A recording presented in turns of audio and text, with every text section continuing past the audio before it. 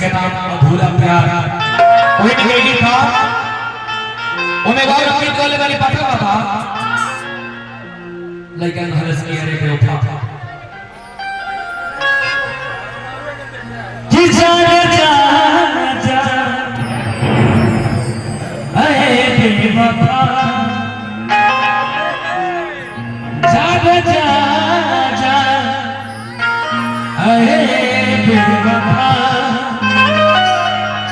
हर एक तू भुला गई हो। ऐसे मत कहिए, जिंदगी बहुत सुंदर है, जिंदगी बहुत सुंदर है, लेकिन मुझे जीने नहीं आता। हर चीज में नशा है, लेकिन मुझे पीने नहीं आता। अरे आप मेरे बिना जी सकते हैं, लेकिन मुझे आपके बिना जीने नहीं आता। ना धरती की रूपा ना देव की देवी लेकिन हरस के रिचा कि जा जा जा ऐ बेवफा हर कसम तू भुला गई हो। चैन दिल के चुरा ले लूं हो कि चैन दिल के चुरा ले हूँ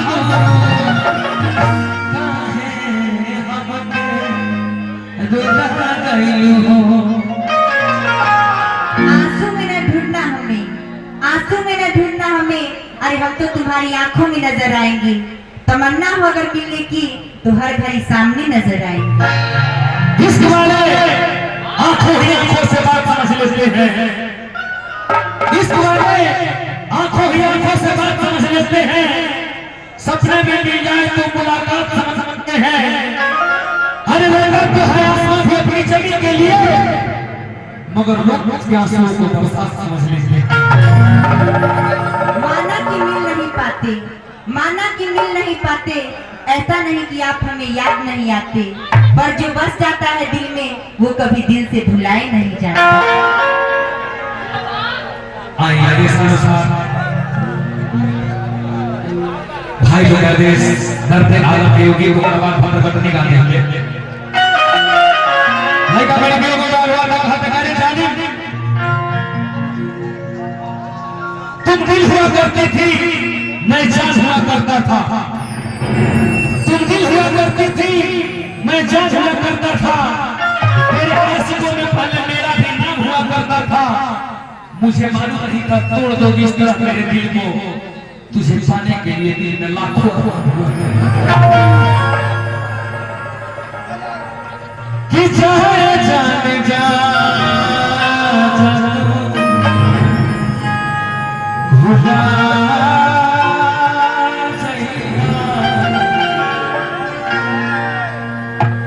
कि प्यार के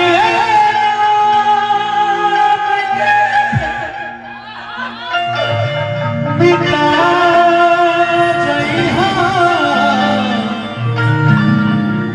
कि प्यार के